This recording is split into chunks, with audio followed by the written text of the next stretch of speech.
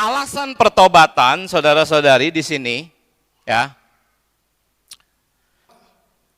Kerajaan Allah sudah dekat.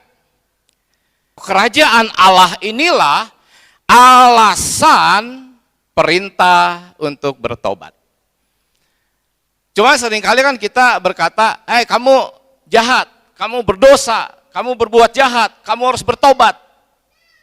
Saudara-saudari, bertobat itu bukan karena dosa, bukan karena kejahatan, bukan. Ya. Tetapi karena kerajaan. Kita harus bertobat karena kerajaan. Karena ada kerajaan, gitu. Yang saat itu masih baru mau nyampe, sudah dekat, tetapi hari ini sudah ada, sama prinsipnya. Ingat, ketika kita membaptis orang, menyuruh orang bertobat, karena ada kerajaan. Kamu selama ini hidup di luar kerajaan. Sekarang kamu harus masuk kerajaan. Itulah alasan bertobat. Yohanes 3 ayat 5, ya. Jika seseorang tidak dilahirkan dari apa? Air dan roh. Air itu air baptisan konteksnya, ya. Ketika kita membaptis orang itu, dia masuk ke dalam kerajaan Allah. Jadi alasan pertobatan, kembali ke slide yang kedua, adalah apa? Kerajaan. Walaupun Anda ini baik hati, Anda mengasihi orang miskin, Anda memberi sedekah, lemah lembut, ramah, tidak pernah melakukan kejahatan, asalkan Anda tinggal di luar kerajaan, Anda harus bertobat. Karena alasan pertobatan di sini adalah karena kerajaan. Mungkin kita tidak merasa kita bukan orang berdosa, kita merasa orang baik, kita bukan orang jahat. Asalkan Anda tidak berada di dalam kerajaan, Anda harus bertobat. Karena alasan pertobatan adalah karena ada kerajaan dan Anda hidup di luar kerajaan. Nah, sekarang saudara-saudari, apakah kerajaan itu? Ini pertanyaannya. Kerajaan ini kan seringkali dalam pemikiran orang-orang Kristen apa? Surga, ya. Surga itu kan teks Yunaninya Uranos, artinya langit. Sedangkan tadi, bertobatlah, kerajaan Allah sudah dekat. Dekat kemana? Ke bumi. Dan kita sudah ada di bumi yang ada kerajaan Allah. Jadi kerajaan itu bukan nanti meninggal masuk surga, saudara-saudari. Kerajaan itu adalah ada di bumi. Ketika Yohanes memberitakan, dia sudah dekat. Dan hari ini sudah ada. Di mana? Di bumi. Dan kita harus bertobat. Kalau kita tidak masuk ke dalam kerajaannya, hari ini, bukan nanti. Hari ini ada kerajaan di bumi. Kita harus masuk ke dalam kerajaan ini. Nah, apakah kerajaan? Coba slide yang berikutnya. Sebetulnya kalau kita di dalam roh, jelas kok firman Allah itu. Di dalam Matius 13 ayat 24. Yesus membentangkan suatu perumpamaan. Apa? Hal kerajaan surga itu seumpama apa? Orang yang menaburkan benih yang baik di mana? Di ladangnya. Dan 1 Korintus 3 ayat 6-9 berkata bahwa kamu adalah ladang Allah. Jangan bilang, oh itu sih kebetulan aja sama gitu. Kok dicocok-cocokin? Enggak. Firman Allah di dalam Alkitab itu mustika. Saudara-saudari, pertama-tama perhatikan. Kerajaan di sini itu bukan kerajaan alam fisik yang jasmania. Kerajaan ini diumpamakan oleh Tuhan Yesus menabur benih. Dan benih ini adalah firman Allah. Itu semua ada di Matius pasal 13. Dan penaburan benih ada dalam gereja. Itulah sebabnya 1 Korintus 3 tadi mengatakan bahwa kamu, yaitu jemaat, adalah ladang. Artinya apa? Ya ini secara singkat, kalau kita mempelajari pelajaran hayat, kita akan sangat jelas bahwa gereja hari ini adalah kerajaan Allah. Kerajaan Allah itu gereja, bukan denominasi, ingat. Kerajaan itu adalah gereja. Teks aslinya eklesia, artinya orang-orang yang dipanggil. Jadi kerajaan Allah itu adalah penghidupan gereja, penghidupan orang-orang yang dipanggil. Kerajaan Allah di Cimahi, ingat, bukan Gatot Subroto nomor 15, bukan. Kerajaan Allah di Cimahi adalah semua anak Allah di kota Cimahi. Itulah, dan kita harus menempuh hidup gereja. Kalau Anda tidak berada di dalam kerajaan hari ini, bertobat. Bertobat. Mungkin kita hanya formalitas saja datang seminggu sekali, duduk, dengar khotbah, pulang.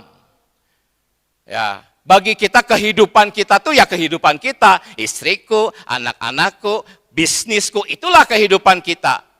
Gereja bagiku hanyalah satu tata cara, upacara agama, seminggu sekali datang, duduk, dengar, pulang. Anda harus bertobat. Karena alasan pertobatan adalah Anda harus masuk kerajaan. Dan kerajaan ini adalah ladang. Dan ladang ini adalah Anda dan saya. Orang-orang yang dipanggil menjadi jemaat Tuhan di kota Cimahi. Inilah jalan untuk dimuridkan, saudara-saudari. Sementara banyak orang Kristen hanya dengar hari Minggu datang mau cari khotbah yang lucu, khotbah yang segar, khotbah yang memotivasi. Tidak, kita di sini untuk dimuridkan. Jangan hanya seminggu sekali. Mari kita yang belum masuk mitra doa, milikilah mitra-mitra doa. Ya, bagi yang belum mengikuti sidang-sidang doa, ikutilah sidang-sidang doa. Kunjungan, rawatan, semuanya itu adalah penghidupan kerajaan. Semuanya itu adalah dimuridkan, dilatih menjadi seorang murid. Sekali lagi bertobatlah, sebab kerajaan Allah sudah ada. Masuk ke dalam kerajaan. Saudara-saudari, kalau nanti kita sekarang kita masuk slide yang terakhir, saya Bible mengutip study ini di dalam semua FKKP fakta-fakta Alkitab keempat. sangat jelas. Ya. Gereja hari ini, saudara-saudari, adalah sebelum kerajaan kita baca, jangan meragukan perkara ini. Ya. Nah, gereja adalah kerajaan. Artinya apa? Tuhan Yesus di dalam kerajaan, status dia adalah raja. Jangan berpikir Tuhan Yesus itu penolong. Oh, dia penghibur. Ya, itu adalah sifat dia yang seringkali kita alami. Tetapi yang terutama di dalam kerajaan, status Tuhan Yesus adalah raja. Karena itu di dalam Injil Matius, dia adalah raja penyelamat. Cuman kita hanya mengerti bahwa dia juru selamat. Orang-orang Kristen mengerti dia juru selamat. Jarang sekali yang berpikir bahwa dia itu raja penyelamat. Artinya apa? Kalau dia tidak menjadi rajamu, Anda tidak dapat diselamatkan. Anda harus menjadikan dia sebagai raja, baru Anda bisa diselamatkan. Coba kita baca FKKP hari keempat, saya cuplik. Dia datang kepada kita bukan hanya sebagai juru selamat, tetapi juga sebagai raja penyelamat. Jika dia bukan raja bagi kita, dia tidak dapat menjadi juru selamat kita. Ya, ini adalah Injil Matius sebagai raja penyelamat. Injil yang pertama, bukan Injil yang kedua, ketiga, keempat. Injil yang pertama. Jadi pertama-tama dia datang sebagai raja. Kalau dia tidak menjadi raja Anda Anda menjadi raja bagi diri Anda sendiri, Anda tidak akan selamat. Alinea ketiga, jika kita tidak berada di bawah otoritasnya, pemerintahannya, kita tidak dapat diselamatkan. Keselamatan datang kepada kita di bawah pemerintahannya, di bawah kedudukannya sebagai raja. Kita harus bertobat. Kita harus berdoa, Tuhan Yesus ampuni saya. Saya seringkali menjadi raja atas diri saya sendiri. Saya mengatur semuanya sendiri. Ketika Tuhan sebagai raja berdaulat, dia izinkan sesuatu terjadi, kita berontak. Ya, kita tidak mau menjadikan dia sebagai raja. Kita berkata, aku akan cari jalan keluar.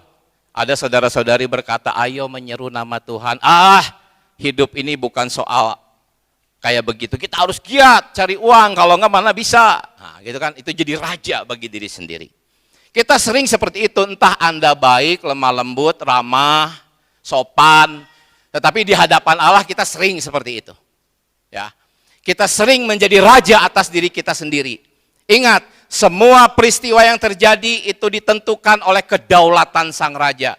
Entah Anda sehat, Anda sakit, Anda ekonominya bagus, Anda ekonominya lemah, ada orang yang menyusahkan Anda, keluarga menyusahkan Anda, suami menyusahkan Anda, istri menyusahkan Anda, anak-anak menyusahkan Anda, semuanya itu ada apa? Kita sedang dimuridkan, kita sedang dilatih. Berkata, Tuhan ampuni saya sering memberontak, saya sering tidak menerima keadaan, saya sering menyalahkan orang, saya membenci orang, itu semua adalah bentuk pemberontakan.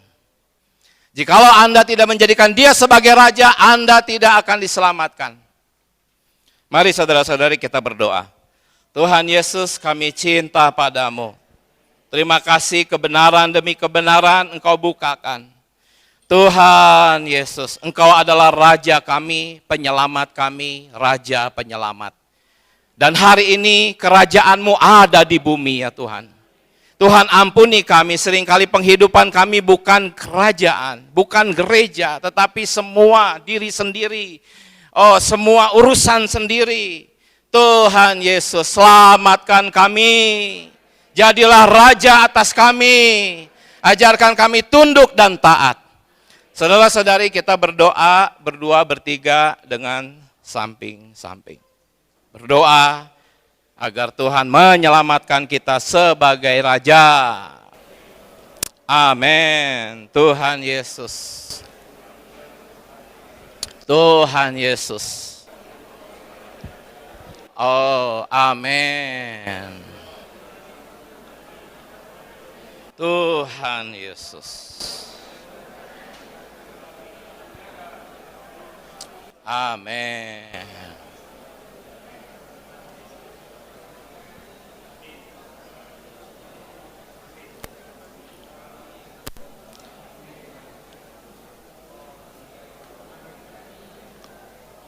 Amin. Puji Tuhan, sidang sampai di sini. Tuhan memberkati.